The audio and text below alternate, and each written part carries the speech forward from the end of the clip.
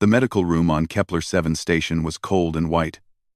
Dr. Yilan Moss sat across from the alien, watching him with careful eyes. The creature that sat before her barely looked like the proud warrior race she had read about in the reports.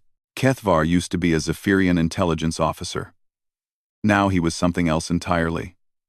2 of his 4 arms were gone, cut off cleanly at the shoulders. Thick scars covered his dark, shell-like skin. His large, compound eyes moved constantly, never staying still for long. When he spoke, his mouth parts clicked together in a way that made Dr. Moss think of an insect. "You want me to talk about the war?" Kethvar said. His voice came through a translator that made it sound flat and mechanical. "You want me to tell you what your people did to mine?" Dr. Moss nodded. She had been trying to get this interview for 6 months. The Galactic Peace Tribunal needed these stories. They needed to understand what had happened during the Human-Zephyrian War. "I'm not here to judge anyone," she said softly. "I just want to understand." Kethvar's mandibles clicked faster. "Understand? Doctor? Do you know what we thought of humans before the war started?" She shook her head. "We thought you were weak, soft pink creatures with no natural weapons. No claws, no thick skin, no poison. You lived such short lives. We live for 300 of your years. We are strong. We can tear metal with our bare hands. We thought conquering your worlds would be simple." Kethvar paused and looked at his missing arms. "We were wrong about everything." Dr. Moss leaned forward. "Tell me about the first time you fought humans." The alien's eyes seemed to look past her, into some dark memory. It was near the Proxima Nebula. We had received intelligence about a human supply convoy. 3 ships, carrying food and medical supplies to your colonies. Easy targets. I was commanding officer on the strike cruiser Dark Talon. Kethvar's remaining arms moved as he spoke, as if he was still giving orders on that ship.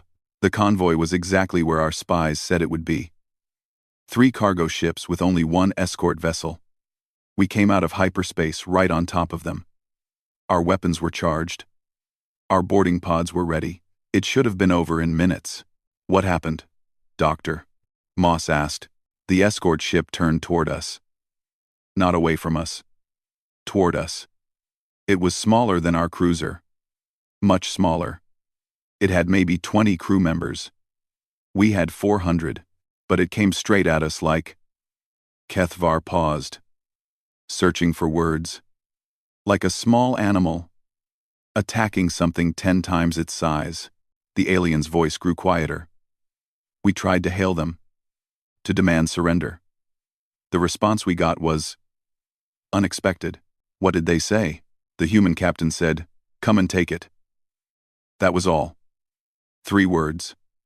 Then, their ship opened fire. Kethvar's mandibles clicked rapidly now. "Doctor, we expected them to run. All intelligent species run when they are outnumbered. It is logical. It is survival. But these humans, they fought like they had already decided to die." Dr. Moss watched as the alien struggled with the memory. "Their ship was fast, faster than we thought human ships could be. It danced around our weapons fire like it was alive. And when our shots hit it, it kept fighting. We tore holes in its hull. We destroyed its engines. We killed half its crew. But it kept shooting at us." "Did they damage your ship?" "Damage?" Kethvar made a sound that might have been laughter. "Doctor, that tiny escort ship nearly destroyed us. They targeted our weapon systems with surgical precision. They knew exactly where to hit us to cause the most problems. While we were trying to stop one small ship, the cargo vessels escaped." The alien's eyes focused on Dr. Moss again. "But that was not the worst part. The worst part came when we finally disabled their ship. We sent boarding parties to capture the survivors." "What did you find?" "The crew had destroyed all their computers, all their navigation data, everything that might help us find other human ships or bases. They had wounded who could not fight, so the others had given them grenades. When we broke into their medical bay, the wounded ones pulled the pins." Dr. Moss felt cold. "They killed themselves?" "They killed themselves and 20 of my best soldiers. But even that was not the end. The captain and 5 crew members were still alive in the bridge. When we cut through the door, the captain stood up. Half his body was burned. One of his arms was gone. Blood was everywhere. And he smiled at us. Kethvar's voice dropped to almost a whisper. He smiled. "Doctor." Then he said, "You won this one. But we sent a message before you got here. More ships are coming. Bigger ships. And now they know you're here too." Was he telling the truth? Oh yes. 3 human battle cruisers arrived 6 hours later. We barely escaped. But that captain, even when he was dying, even when he had lost everything, he was still fighting us. Not with weapons, with his words, with his mind. The alien sat quietly for a moment. That was when I began to understand. You humans do not just fight to win battles. You fight to make your enemies afraid to fight you again. Every battle, every death, every small victory becomes a weapon against us. Dr. Moss made notes on her tablet. Is that why you agreed to this interview? To warn other species about human warfare? Unquote. Kethvar's compound eyes fixed on her. No, doctor. I agreed to this interview because I realized something much more frightening than your weapons or your tactics. What was that? You are sitting here, listening to my story, being kind to me. Even though I was part of an invasion force that killed thousands of your people. Even though my species started this war, you want to understand us, not destroy us, not make us suffer. Understand us. The alien's mandibles clicked slowly. Doctor, what I am about to tell you over these sessions, your kind will call it warfare. My people have a different word for it. We call it the fever dream of death gods. But the most terrifying thing about humans is not how you fight. Then, what is it? It is how you choose not to fight. How you choose to heal instead of hurt. How you choose to understand your enemies instead of simply destroying them. Kethvar's voice was barely audible now. That is what makes you truly dangerous. Any species can learn to kill. But only humans seem to know when to stop. Dr. Moss returned the next day to find Kethvar staring out the window at the stars. The alien turned when she entered, his remaining arms moving in what she had learned was a greeting gesture. You came back, he said through the translator. I said I would. She sat down and activated the recording device. Are you ready to continue? Kethvar's mandibles clicked once. Today I will tell you about Tertius IV. A jungle moon where I learned that humans are not just dangerous when you can see them, they are most dangerous when you cannot. The alien's compound eyes grew distant again. This was 1 year after our first battle with your convoy. I had been promoted to strike commander. My superiors wanted me to use my experience fighting humans to train other officers. What was your mission on Tertius IV? Intelligence reports showed a human forward operating base hidden in the jungle. Small facility, maybe 50 humans. They were using it to launch raids on our supply lines. My job was simple.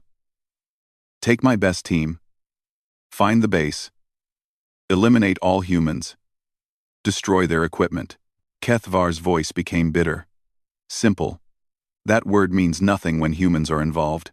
Dr. Moss waited as the alien collected his thoughts. I took 12 soldiers, all veterans, all survivors of previous human encounters. We called ourselves Strike Team Talon 9. We thought we were ready for anything. How did you approach the base? We landed 5 kilometers away and moved through the jungle. Our sensors showed the human base exactly where intelligence said it would be. Buildings, landing pad, communication towers, everything looked normal. The alien paused. Too normal. What do you mean? No movement, no heat signatures, no electromagnetic emissions. The base looked abandoned. But our orbital sensors had detected humans there just hours before. Either they had all left, or what? Or they were hiding from our sensors somehow. But that should have been impossible. Zephyrian military technology is advanced. Our sensors can detect a heartbeat from 1,000 meters away. Kethvar's remaining arms gestured as he spoke. We approached carefully. Standard formation, 2 scouts ahead, heavy weapons in the center. myself and my second-in-command watching the flanks. We had done this 100 times on 100 different worlds. But this time was different. This time, the jungle was watching us back. Dr. Moss felt a chill. What happened first? Nothing. For 2 hours, nothing happened. We reached the perimeter of the human base. Empty buildings. Cold equipment. No signs of recent activity. My scouts reported in every 5 minutes. Everything normal. Everything quiet. The alien's voice dropped. Then Scout Leader Vethik missed his check-in. Just one missed call? In Zephyrian military procedure, you never miss a check-in. Never. When Vethik did not respond, we knew something was wrong. I sent Second Commander Quintal with 2 soldiers to investigate. Kethvar's mandibles clicked rapidly. They found Vethik 20 meters from where he should have been. Dead. No wounds. No signs of struggle. Just dead. How? Poison dart to the neck. Tiny thing. Barely visible. But the poison was not what killed him. The dart was just to paralyze him. Someone had cut his throat after he fell. Dr. Moss wrote notes. Did you find any trace of the attacker? Nothing. The ground around Vethik's body was undisturbed. No footprints. No scent traces. Whoever killed him was invisible to all our senses. The alien continued. I ordered everyone to fall back and regroup. But as we moved, Second Commander Quintal also went silent. When we found him, he was hanging from a tree branch. Someone had used his own equipment straps to hang him. The message was clear. What message? We were not hunting humans. They were hunting us. Kethvar's eyes fixed on the wall. Over the next 4 hours, my team disappeared one by one. Each death was different. Each death was impossible. One soldier was found with his weapon disassembled and the parts arranged in a pattern around his body. Another was discovered sitting against a tree, looking like he was resting. Until we realized someone had filled his lungs with jungle mud. How many of you were left? By evening, only 3. Myself and 2 soldiers named Rithak and Zunel. We huddled together in a small clearing, weapons pointing in all directions. We could feel eyes watching us, but our sensors showed nothing. The alien's voice became barely audible. That was when she appeared. She? The human captain. Elena Vasquez. I learned her name later from captured records. She simply stepped out of the jungle, 20 meters away. No sound. No movement from our sensors. One moment the jungle was empty. The next moment, she was there. Dr. Moss leaned forward. What did she look like? Like death wearing human skin. She was covered in mud and leaves. Her face was painted with dark colors that made her blend with the shadows. Her weapons were strange. Not the standard human military rifles we had seen before. These were modified, silent, designed for killing quietly. Kethvar's remaining arms trembled slightly. She stood there for maybe 10 seconds, just looking at us. Then she spoke. What did she say? Your friends fought bravely. Each one of them had a chance to surrender. Each one chose to fight instead. I respected that choice. Her voice was calm, like she was discussing the weather. The alien paused. Then she said something that still gives me nightmares. You have 2 choices now. You can fight me and die like warriors. Or you can run home and tell your people what happens when they come to our worlds. What did you choose? Rithak chose to fight. He was brave. He raised his weapon and charged. Captain Vasquez moved like liquid shadow. She was behind him before he could turn around. One knife thrust, perfectly placed. He died instantly. Kethvar's mandibles clicked erratically. Zunel tried to run.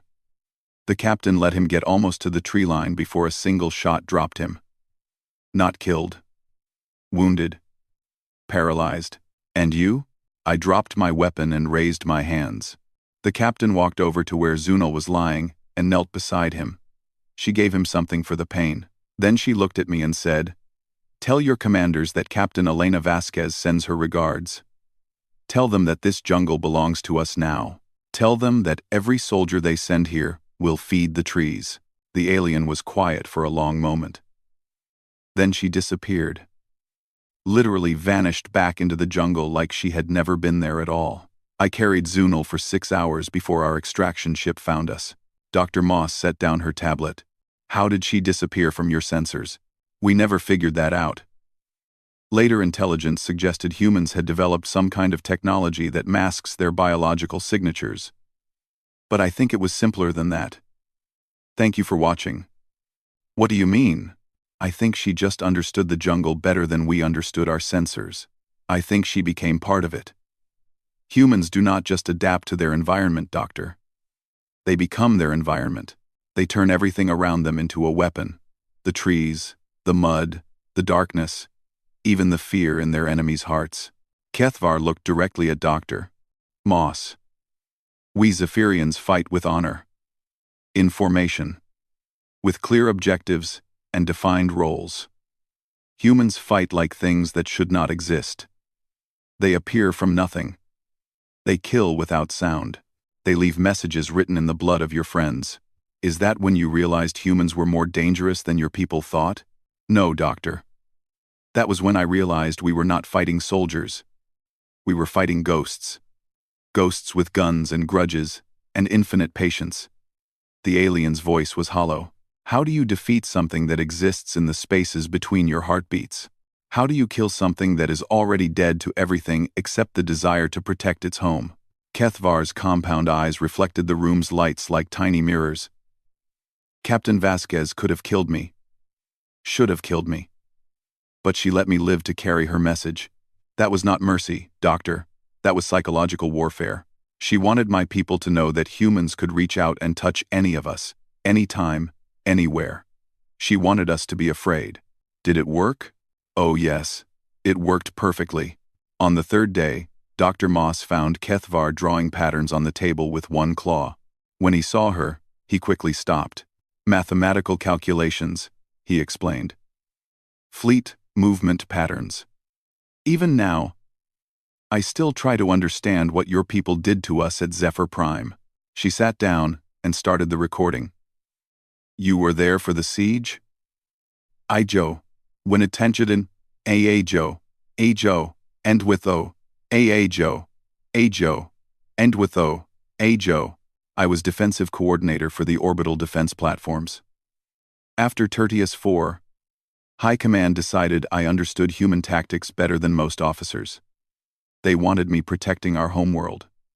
After, Kethvar's compound eyes looked past her again. I wish they had chosen someone else. Tell me about the defenses. Zephyr Prime had the strongest orbital defenses in our empire. 16 massive platforms, each one bigger than a human city. Energy shields that could stop anything. Weapons that could destroy entire fleets. We had 200 warships in defensive positions. We thought we were ready. The alien's mandibles clicked slowly. We thought wrong. We thought wrong. How many human ships attacked? 87. Less than half our number. Smaller ships too. We should have crushed them easily. Kethvar paused. But humans do not fight the way we expected them to fight. Dr. Moss waited for him to continue. First, they did something no military force had ever done in galactic history. They stopped outside our weapons range and broadcast surrender terms. Surrender terms? But they were attacking you. And, yes, they told us exactly what would happen if we refused to surrender. They said they would destroy our orbital defenses, disable our fleet, and occupy our homeworld. They gave us 72 hours to consider. The alien's voice became bitter. We laughed. 87 ships threatening the strongest defense network in Zephyrian space. Our commanders sent back a message, telling the humans to come and die. What happened when the 72 hours ended? Hell came to Zephyr Prime. Kethvar's remaining arms moved as he spoke. The human fleet split into small groups. 7 ships here, 12 ships there. They spread out around our entire defensive sphere. This made no sense to us. Spreading your forces makes them weaker. Basic military strategy. But it worked? It worked because humans do not follow basic military strategy. They create their own strategy as they fight.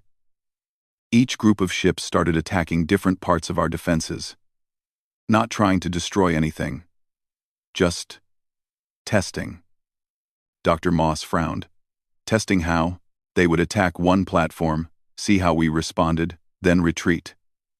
Then attack a different platform, see how we responded there, then retreat again. For 6 hours, they just poked at us, like a child poking at an insect to see how it moves. What were they learning? Everything. Our response times, our weapons ranges, our coordination patterns. They turned our entire defense network into a training exercise for themselves. Kethvar's voice grew quieter. Then they showed us what they had learned. How? All 87 ships attacked at once. But not randomly.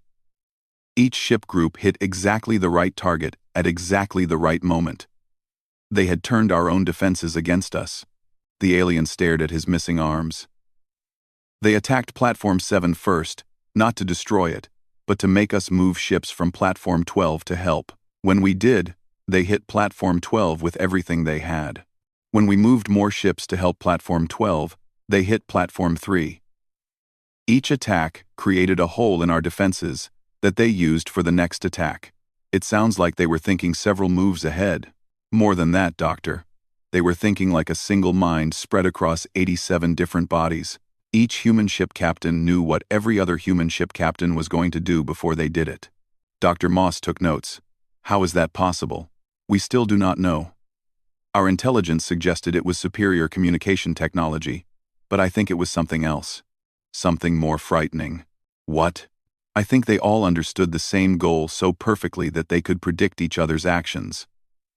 Like parts of the same organism working together. Kethvar's mandibles clicked rapidly. The worst part came when we damaged their flagship. The human dreadnought Vindication took direct hits from 3 of our platforms. We tore holes in its hull, destroyed half its weapons, killed hundreds of its crew. Did it retreat? No. It accelerated straight toward our primary shield generator, the most heavily defended position in the entire system. The alien's voice became almost a whisper. We threw everything at that ship. Every weapon we had. We hit it with enough firepower to destroy a small moon. But it kept coming. How? The other human ships formed a protective formation around it. They used their own hulls as shields. I watched ships sacrifice themselves to protect the Vindication's attack run. Not because they were ordered to, because they chose to. Dr. Moss felt cold again. What happened next? Commander Jake Morrison, the human fleet leader, was on the Vindication. Our communications intercepted his final transmission to his crew. Kethvar paused. He said, "This is for Earth. This is for the colonies. This is for everyone who believes in tomorrow." And then, the Vindication rammed straight through our primary shield generator. The explosion was visible from the planet's surface, but in those few seconds while the shield was down, every other human ship fired through the gap. The alien's voice was hollow. 16 orbital platforms, built over 50 years. Destroyed in 30 seconds. The human ship was destroyed too? Yes. The Vindication and everyone on it died in that attack. But Commander Morrison had planned for that. Even as his ship was dying, it was still coordinating the other human ships. His last order was to accept our surrender when we offered it. Dr. Moss looked up from her notes. You surrendered? What choice did we have? Our defenses were gone. Our fleet was scattered. But the humans, they could have destroyed everything. Could have bombarded our cities. Could have killed millions. But they didn't? No. They broadcast new terms. Immediate ceasefire. Humanitarian aid for our wounded. Protection for our civilians. They demanded only one thing. What? That we promise never to start another war. Kethvar's compound eyes focused on Dr. Moss. Do you understand what that meant to us, Doctor? We had invaded their space, killed their people, destroyed their colonies. We had started a war of conquest, and when they won, all they wanted was for the fighting to stop. How did your people react?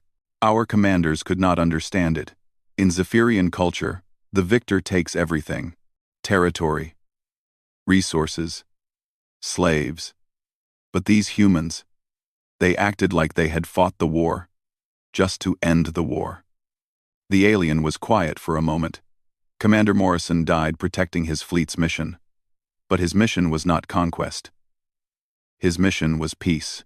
Is that when you began to see humans differently? No, Doctor. That was when I began to fear humans for the right reasons. Kethvar's mandibles clicked slowly. Any species can be vicious when they fight. But humans are vicious because they want to stop fighting. They do not fight to destroy their enemies. They fight to make their enemies into friends. How is that more frightening? Because it means they will never stop. If you fight humans for territory, they will take it back. If you fight them for resources, they will find more. If you fight them for survival, they will make sure you do not have to. Kethvar looked at his missing arms again.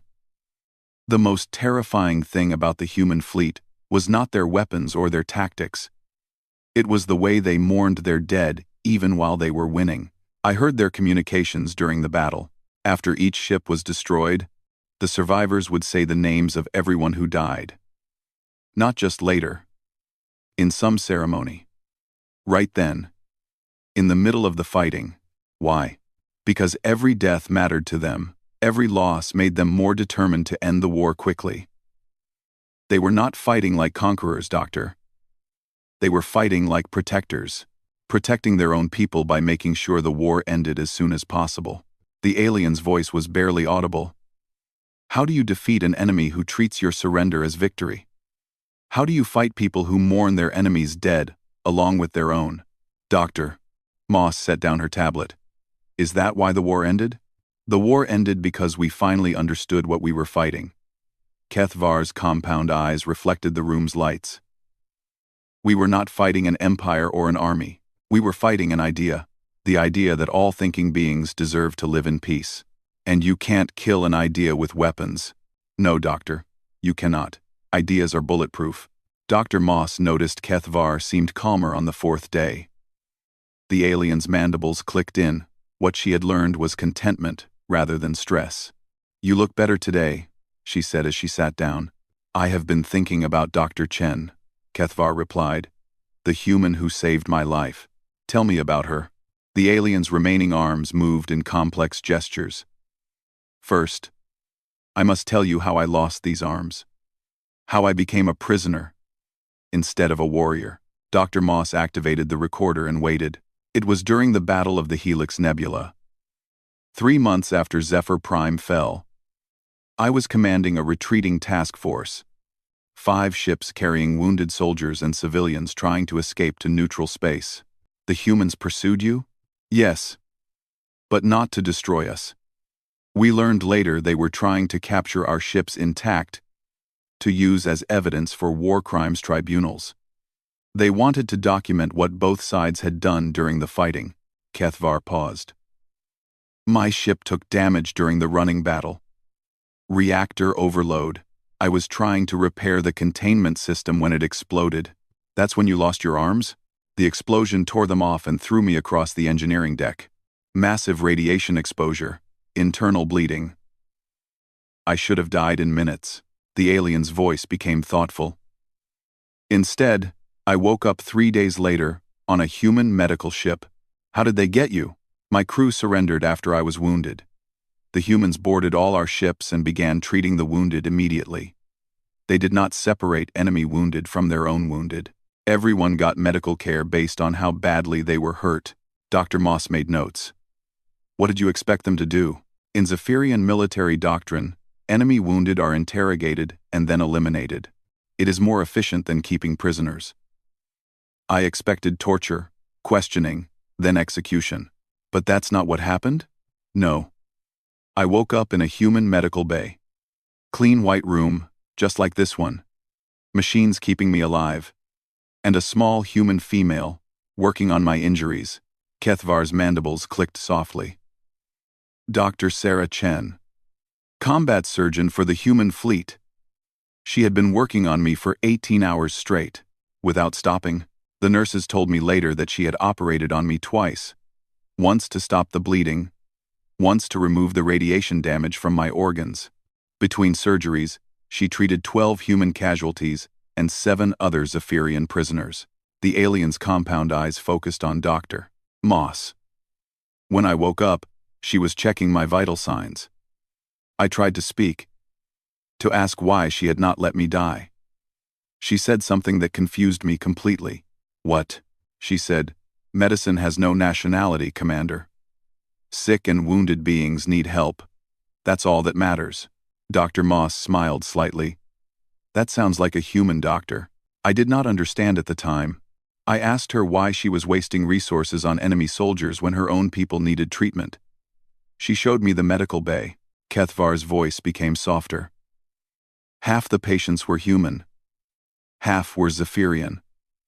They were arranged by severity of injury, not by species. A badly wounded Zephyrian was getting the same care as a badly wounded human. How did the human patients react to that? That was what shocked me most. The human wounded were helping take care of Zephyrian wounded. I watched a human soldier with 2 broken legs dragging himself around his bed to bring water to a Zephyrian in the next bed. The alien paused. When I asked him why, he said, "We're all just people trying to get home, sir." Dr. Moss felt tears in her eyes. What happened next? Dr. Chen explained my injuries to me.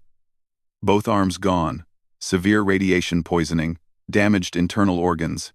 In Zephyrian medicine, someone with my injuries would be given pain medication and allowed to die peacefully. But Dr. Chen had other plans. She asked if I wanted to live, not if I wanted to fight again. Not if I had information to trade. Just if I wanted to live. Kethvar's mandibles clicked rapidly. I told her I did not know. What was the point of living as a crippled prisoner? She said something that changed everything for me. "What?" she said. "Commander, I've seen what war does to people. The worst wounds aren't always the ones you can see. But living things fight to stay alive. That's what makes them beautiful. Let us help you fight." The alien's voice became barely audible. She spent the next 6 weeks rebuilding me. Not just medically, emotionally. Psychologically. How? Every day.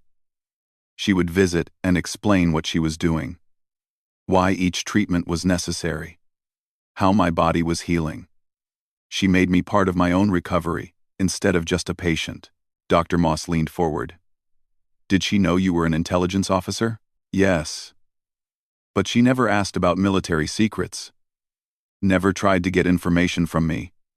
She treated me like a person who happened to be injured." "What about the other Zephyrian prisoners?" "There were 15 of us on that medical ship, all wounded. All being treated by human doctors and nurses who worked around the clock to keep us alive." Kethvar's remaining arms gestured.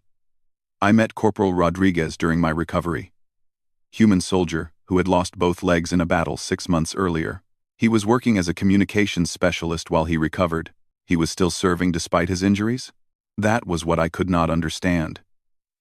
In Zephyrian culture, wounded soldiers are retired or eliminated.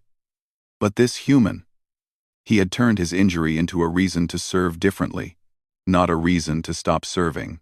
The alien's voice grew thoughtful. "He told me that humans have a saying: adapt, improvise, overcome.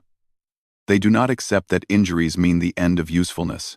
"Did you and Rodriguez become friends?" "Yes. He taught me to play human card games during my recovery. He said it would help my mind heal along with my body." Kethvar paused. "He also told me about his family, his wife, his children. He showed me pictures." "Why was that significant?" "Because it made me realize that humans do not just see each other as soldiers. They see each other as complete beings with lives and loves and dreams." When Rodriguez fought, he was not just fighting for victory. He was fighting to go home to his family. Dr. Moss waited as Kethvar collected his thoughts. "The most incredible thing happened during my 4th week on that ship. We received word that a Zephyrian battle group was approaching. Large force. Dr. Chen and her staff could have evacuated and left us prisoners behind. But they didn't? No. Dr. Chen called a meeting of all the medical staff. I heard her speech through the ship's communication system. What did she say? She said, We have patients here who cannot be moved safely. Some are human, some are Zephyrian. All of them are our responsibility. We will continue treating everyone who needs medical care, regardless of what happens outside this ship. Kethvar's mandibles clicked slowly. When the Zephyrian ships arrived, Dr. Chen broadcast medical neutrality signals. She told both fleets that her ship was treating wounded from both sides and requested safe passage. Did both sides respect that? Yes. Human and Zephyrian commanders agreed to a local ceasefire around the medical ship. Dr. Chen had turned her ship into neutral ground just by declaring that helping the wounded was more important than winning battles. The alien's voice was filled with wonder. That night, she came to check on me before going off duty. I asked her why she had risked her life and her crew's lives for enemy prisoners. What was her answer? She said, "Commander, when you see someone hurt, you help them. That's what separates people from monsters. The uniform they wear doesn't matter. The flag they fight under doesn't matter. Pain is pain. Need is need." Dr. Moss wiped her eyes. How long were you on her ship? 2 months total. By the end, I could walk again. Use adaptive tools to compensate for my missing arms. Dr. Chen had given me back my life. How did you feel about humans by then? Confused. Everything my people had told me about humans was wrong. They were not weak. They were not cruel. They were not interested in conquest. Kethvar's compound eyes reflected the room's lights. The most terrifying thing about Dr. Chen was not her medical skill. It was her absolute refusal to see enemies. Only patients. Only people who needed help. Is that when you understood why humans were winning the war? No, Doctor. That was when I understood that humans had already won something more important than the war. The alien's voice was soft. They had won the right to call themselves civilized. When your people choose to heal their enemies instead of destroying them, what are you really fighting against? What do you mean? I mean that every Zephyrian Dr. Chen saved became living proof that humans fight for something bigger than victory. They fight for the idea that all life has value. Kethvar looked at his missing arms. She could not give me back my arms, but she gave me back something more important. She gave me back hope that the galaxy could be better than it was. Hope? Hope that someday, all species might choose to heal instead of hurt. To build instead of destroy. To see strangers as potential friends instead of inevitable enemies. The alien's mandibles clicked one final time. Dr. Chen taught me the most dangerous human weapon of all, Dr. Moss, which is compassion. Because once you have been shown real compassion, you can never again believe that cruelty is necessary. On the 5th day, Dr. Moss arrived to find Kethvar standing by the window. He was looking at a picture on her tablet, the image of a young human male in military uniform. "I hope you do not mind," the alien said. "I was curious about the photo you always carry." Dr. Moss sat down slowly. "That's my son, Lieutenant Marcus Moss. He died in the war." Kethvar's mandibles clicked once. "I am sorry for your loss. Thank you." She activated the recording device. "Are you ready for the final session?" "Yes." "Today I will tell you about the end of the war. About Admiral Pierce and the peace negotiations. About the moment I finally understood what humans really are." Dr. Moss waited, her hand resting on the picture of her son. "After my recovery on Dr. Chen's ship, I was transferred to a prisoner facility on neutral ground. 300 Zephyrian officers, all waiting to learn our fate. We expected execution or permanent imprisonment. But that's not what happened? No. 6 months after the Battle of Helix Nebula, human representatives arrived to begin peace negotiations. Not with our government. With us, the prisoners. Kethvar's remaining arms moved as he spoke. Admiral Harrison Pierce led the human delegation. Tall man with gray hair and tired eyes. He had been fighting the entire war. What did he want from the prisoners? That was what confused us. He said he wanted to understand why the war started. Not the political reasons. The personal reasons. Why individual Zephyrians had chosen to fight. The alien paused. He interviewed dozens of us over several weeks. Always the same questions. What did you think about humans before the war? What do you think now? What would it take for our species to coexist peacefully? How did the other prisoners respond? Most were angry. They said humans had humiliated us, defeated us. Some demanded the right to die as warriors, rather than live as prisoners. But you felt differently? Yes, because I had seen Dr. Chen. I had seen Rodriguez. I had seen humans choose mercy over revenge. I told Admiral Pierce about my experiences. Kethvar's compound eyes focused on Dr. Moss. He listened to everything. Every detail. Never interrupted. Never argued. When I finished, he was quiet for a long time. What did he say? He said, "Commander, I've read your military record. You were responsible for planning attacks that killed thousands of human civilians. Your strategies resulted in the deaths of people's children, parents, husbands, wives." The alien's voice became smaller. I expected him to order my execution then, but he didn't? No. Instead, he asked me a question that broke my understanding of warfare completely. What question? He asked. If I release you today, if I send you home to your family, will you promise never to make war on my people again? Dr. Moss leaned forward. What did you tell him? I told him the truth. That I no longer understood why we had made war on humans in the first place. That everything my people believed about humans was wrong.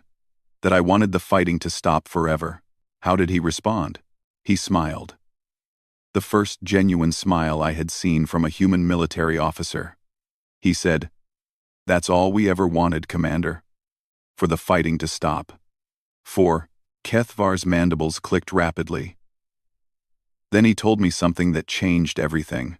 The real peace terms humans were offering, which were complete withdrawal of all human forces from Zephyrian space, full recognition of Zephyrian sovereignty over our worlds, immediate humanitarian aid to repair war damage, establishment of trade relationships, cultural exchange programs. The alien's voice was filled with wonder. They wanted nothing from us, except a promise not to start another war. How did your government respond? Our High Arbiter, Zefthul, could not believe the terms were real. He demanded to meet with Admiral Pierce personally. What happened at that meeting? I was chosen as translator because I understood human thinking better than other officers. I watched the most powerful leader in Zephyrian space try to understand why humans would offer generous peace terms to the people who had attacked them. Kethvar paused. High Arbiter Zefthul asked Admiral Pierce directly, "What do you really want? What is the hidden price?" What was Pierce's answer? He said, "We want our children to grow up in a galaxy where different species work together, instead of fighting each other. We want to explore the stars together, learn from each other, build amazing things together. War is waste. Peace is profit." The alien's voice became thoughtful. The High Arbiter still did not understand. He asked, "But you won the war. Why do you not take what you conquered?" And Admiral Pierce said something that my people still discuss in their councils. He said, "Your Excellency, we didn't fight this war to conquer your people. We fought it to convince your people that conquering us was impossible. Now that you understand that, we can be friends instead of enemies." Dr. Moss smiled slightly. "Did that convince your High Arbiter?" "Yes, but not for the reason you might think." The High Arbiter asked one final question. "What guarantee do you have that we will keep our promises?" What was Pierce's response to that? Admiral Pierce looked directly at me and said, "Commander Kethvar has given me his word that he will work for peace between our species. His word is guarantee enough." Kethvar's compound eyes reflected the room's lights. "Do you understand what that meant, Doctor? This human admiral, whose people I had helped kill, was trusting the future of galactic peace to the promise of his former enemy. How did that make you feel?" "Terrified. Honored. Confused. But mostly, responsible. He was not just offering peace, he was offering partnership, making me a partner in building something better." Dr. Moss checked her notes. Is that when you agreed to these interviews? Yes. But not for the reason I originally told you. The alien's voice became soft. I did not agree to warn other species about human warfare. I agreed to warn them about something much more dangerous. Which is human hope, the belief that enemies can become friends. The refusal to accept that war is inevitable. Kethvar's mandibles clicked slowly. Dr. Moss, may I ask you something personal? Of course. Why did you volunteer for this project? Why spend months listening to stories about the war that killed your son? Dr. Moss was quiet for a moment. Because Marcus believed in what he was fighting for. He wrote to me before his last mission. He said he hoped that someday, humans and Zephyrians could be friends. He said the war would only mean something if it led to lasting peace. Your son died at the Battle of Kepler Station, Kethvar said quietly. I know because I planned that attack. Dr. Moss's hand tightened on her tablet. I know, and yet you chose to help me tell my story. To document Zephyrian experiences during the war. Why? Because that's what Marcus would have wanted. He believed that understanding prevents future wars. That enemies become friends when they understand each other. Kethvar's remaining arms moved in what Dr. Moss had learned was a gesture of deep respect. Doctor, you have just demonstrated the most terrifying thing about humans. What? Your capacity to forgive people who do not deserve forgiveness. Your ability to see potential friends in former enemies. Your determination to build bridges instead of walls. The alien's voice became barely audible. That is why my people lost the war before it even began. We thought we were fighting for conquest. You were fighting for the right to forgive us. I don't understand. Doctor, humans do not fight like other species. You do not fight to destroy your enemies. You fight to make your enemies unnecessary. Every battle, every strategy, every sacrifice is designed to reach a point where fighting is no longer needed. Kethvar looked at the picture of Lieutenant Marcus Moss. Your son died protecting that dream. The dream of a galaxy where children of all species can grow up together. Dr. Moss wiped her eyes. Do you think that dream is possible? I think it is inevitable, Doctor, because humans will never stop working toward it. You will never accept that war is permanent. You will always believe that peace is possible. The alien stood up and moved to the window. I came here to warn the galaxy about human warfare. I leave understanding that the real warning should be this. When humans decide to love you instead of fight you, resistance is truly futile. What will you do now? I will return to my people and spend the rest of my life working for peace. Not because Admiral Pierce asked me to, because Dr. Chen showed me that healing is always possible, because Corporal Rodriguez proved that wounds can be overcome, because you demonstrated that forgiveness is more powerful than revenge. Kethvar turned back to Dr. Moss. And because your son died, believing that former enemies could become friends, I will not let his sacrifice be meaningless. Thank you, Dr. Moss said quietly. No, Doctor, thank you. For showing me that the most dangerous human weapon is not your technology or your tactics or your determination. Then what is it? Hope. The unshakable human belief that tomorrow can be better than today. That strangers can become friends. That wounds can heal. That peace is always worth fighting for. The alien's mandibles clicked one final time. I was a warrior, Dr. Moss. Now I choose to be a bridge. Because humans taught me that bridges are stronger than weapons. Dr. Moss turned off the recording device and sat in silence as Kethvar gathered his few possessions. As he reached the door, he paused. Doctor? Yes? Tell your people something for me. Tell them that former enemies make the most dedicated friends, because they understand the true cost of war. I will. And Doctor? Your son would be proud of who you chose to become after losing him.